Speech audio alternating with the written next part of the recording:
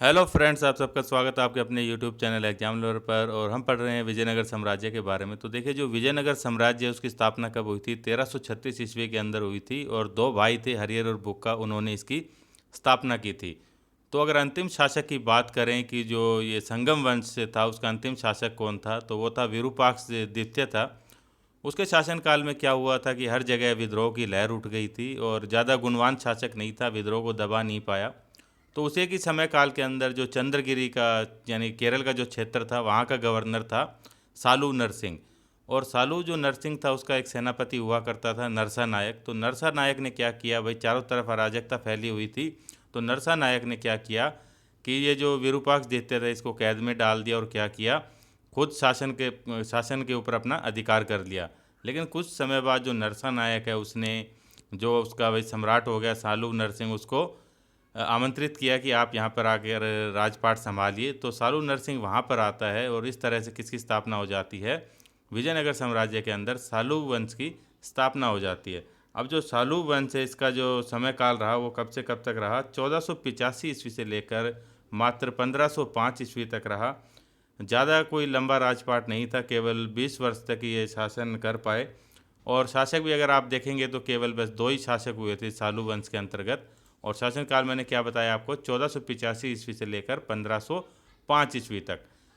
अब देखिए, जो 1498 ईस्वी है, उसमें क्या हुआ था कि जो पुर्तगाली भारत के अंदर आ गए थे। यानी कि आप सिचुएशन को लिंक करते रहें आपस में। जैसे कि इसका जो अगला शासक आएगा, जिसका कि इमाडी नरसिंह नाम था, उसके शासनकाल तक क्या हुआ था, पुर्तगाली भारत के अंदर आ चुके थे। तो चलिए स्टार्ट करते हैं आज की क्लास और देखते हैं कि सालू वंश के बारे में, कि कौन कौन से इसके अंदर शासक हुए और अगर उन्होंने कोई महत्वपूर्ण कार्य किया था तो उसको भी देख लेते हैं। तो चलिए स्टार्ट करते हैं। तो देखिए, पहला जो शासक हुआ था सालू वंश के अंदर, वो कौन था? सालू नरसिंह नाम था, बताया मैंने आपको। इसका सेनापति कौन था? नरसा नायक था। उसने ही आमंत्रित किया था इसको सम्राट बनने के लिए। तो ये सम्राट बन गया। इसका शासनकाल कब से कब तक रहा? 1485 ईस्वी से लेकर 1491 ईस्वी तक इसका शासन रहा। और देखिए, जो इसने क्या किया, यानी कि इसको सालू वंश का क्या कहा जाएगा? संस्थापक कहा जाएगा। अगर क्वेश्चन आ जाता है कि सालू वंश जो था विजयनगर साम्राज्य के अंतर्गत, उसका संस्थापक कौन था, तो वो था सालू नरसिंह था। अब इसके शासनकाल में देखिए, जब इसने राजपाट संभाला था तो विजयनगर की क्या पोजीशन थी? चारों तरफ भाई विद्रोह की स्थिति थी, उसके अलावा अराजकता फैली हुई थी।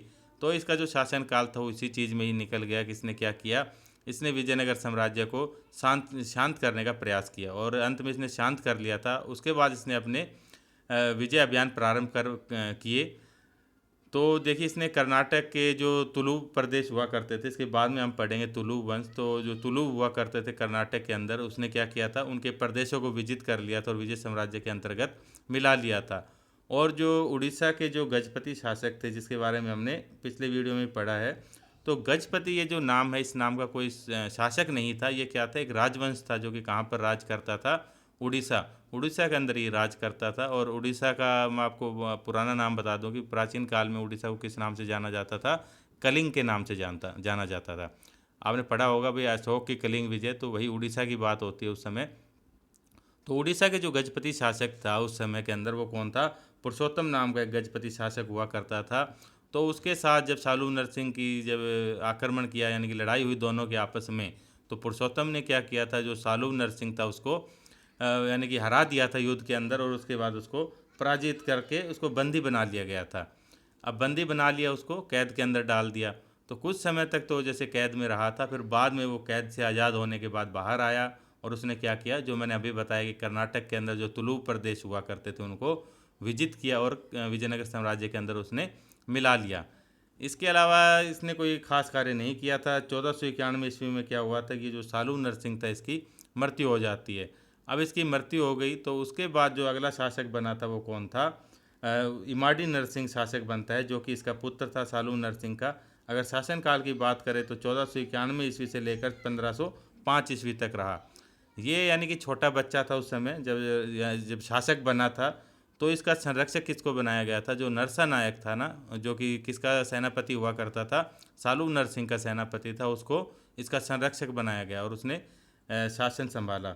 अब जो इमाडी नरसिंह है, देखिए इसका नाम क्या था, इसका नाम था इतिम्मा, इसका नाम था। और जब ये शासक बना था इतिम्मा, तो किस नाम से शासक बना था? इमाडी नरसिंह के नाम से ये शासक बना था। उसके बाद देखिए कुछ समय तक तो इसने जैसे शासन किया, फिर बाद में जो नरसा नायक है उसका विचार बदल गया। उसने सोचा कि क्यों ना खुद ही शासक बना जाए। तो इसी के चलते उसने क्या किया, जो नरसा नायक था उसको कैद कर लिया, उसको बंदी बना लिया, और बंदी बनाकर पेनकोंडा एक किला है वहाँ पर इसको कैद कर लिया गया। और इसको कैद करने के बाद खुद क्या किया इसने, ये शासक बन गया वहाँ का, विजयनगर साम्राज्य का। और शासक बनते इसने क्या किया कि अपना जो साम्राज्य क्षेत्र था उसको बढ़ाने का प्रयास प्रारंभ कर दिया। और इसी के अंतर्गत ही जो भी भाई आसपास के महत्वपूर्ण क्षेत्र थे, जो कि दो नदियाँ, कृष्णा नदी और तुंगभद्रा नदी आपको बताई गई थी, जो उनके बीच के क्षेत्र थे, बीच के जो क्षेत्र थे जिनको कि दोआब बोलते हैं, दो नदियों के बीच का क्षेत्र, तो उसके जो महत्वपूर्ण स्थान थे, तो वहाँ पर इसने क्या किया, अपना अधिकार करना प्रारंभ कर दिया। इसके अलावा आप देखेंगे कि जो दक्षिण के ही राज्य हैं, जैसे कि बीजापुर, बीदर, इसके अलावा श्रीरंगपट्टनम वगैरह थे, तो यहाँ भी इसने सैन्य अभियान की और सफल रहा उनके अंदर। इसका मतलब क्या है कि ये जो भी एरिया हैं, बीजापुर, बीदर, मदुरै और श्रीरंगपट्टनम, इनको विजयनगर साम्राज्य के अंतर्गत मिला लिया गया। और यही नहीं, इसने जो भी अन्य राजवंश हुआ करते थे उस समय भारत के अंदर, तो इसने अपनी शक्ति का लोहा मनवाया उनसे भी, और उनको भी यानी कि साम्राज्य के अंदर इसने शामिल कर लिया। तो ये किसके बारे में हम पढ़ रहे हैं? नरसा नायक की यहाँ पर बात चल रही है, क्योंकि नरसा नायक ने किसको कैद कर लिया था? इमाडी नरसिंह को कैद कर लिया था। अब देखिए जो इमाडी नरसिंह है वो कैद के अंदर है। फिर 1505 ईस्वी में क्या होता है, जो कि ये नरसा नायक की हम बात कर रहे हैं, इसकी मृत्यु हो जाती है। तो नरसा नायक का मृत्यु के बाद उसका पुत्र था जिसका कि नाम क्या था? वीर नरसिंह उसका नाम था। तो वीर नरसिंह क्या करता है कि जो कैद के अंदर जो कि इमाडी नरसिंह है उसकी हत्या कर देता है कैद के अंदर ही। अब हत्या कर दी उसकी, इसी के साथ हत्या करने के बाद क्या हुआ, जो कि सालू वंश चला आ रहा था उसकी समाप्ति हो गई। खैर समाप्ति तो देखिए पहले ही हो चुकी थी, जबकि क्या किया था, नरसा नायक ने इसको कैद कर लिया था और खुद अपना राजपाट संभाल लिया था। लेकिन जो वास्तविक हम मानेंगे कि जो इसकी स्थापना कब हुई थी तुलु वंश की, तो वो किसने की थी? जो वीर नरसिंह है उसने की थी। और ये किसका पुत्र था? नरसा नायक का पुत्र था। तो इस तरह से किसकी स्थापना हो गई विजयनगर साम्राज्य में? तुलु वंश की स्थापना हो जाती है, क्योंकि 1505 ईस्वी में क्या किया गया था, जो इमाडी नरसिंह था उसकी हत्या कर दी गई थी। तो इस तरह से कौन सा राजवंश प्रारंभ हो गया? तुलु वंश प्रारंभ हो गया। तो अब शासक कौन बना उसके बाद में? शासक बनता है जो नरसा नायक का पुत्र है वीर नरसिंह, ये शासक बन गया। अब देखिए वीर नरसिंह के कोई महत्वपूर्ण कार्य नहीं है, केवल आप इतना ही याद रखेंगे कि भाई जो पुर्तगाली गवर्नर उस टाइम में, देखिए पुर्तगाली आ चुके हैं भारत के अंदर 1498 ईस्वी के अंदर। आपको पता ही है 1498 ईस्वी में क्या हुआ था, पुर्तगाली भारत में आ गए थे।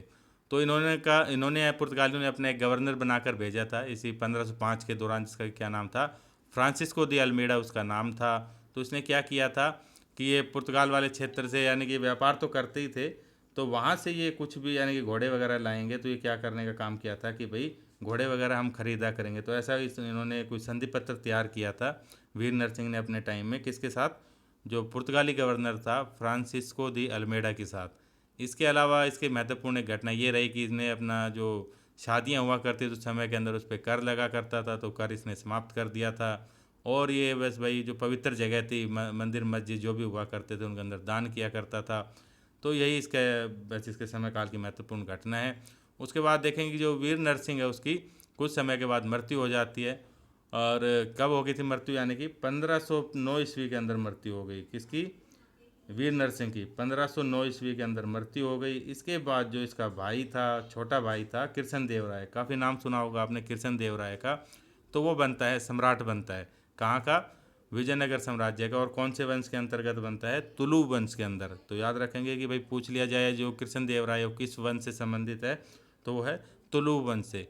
तो कल की जो हमारी वीडियो रहेगी वो स्पेशल इसी के बारे में रहेगी, कृष्ण देव राय के बारे में, थोड़ा बड़ा टॉपिक है। तो फ्रेंड्स ये थी आज की क्लास। तो वीडियो को अधिक से अधिक लाइक करें, शेयर करें और चैनल को सब्सक्राइब करें। तो थैंक यू सो मच, मिलते हैं जल्दी।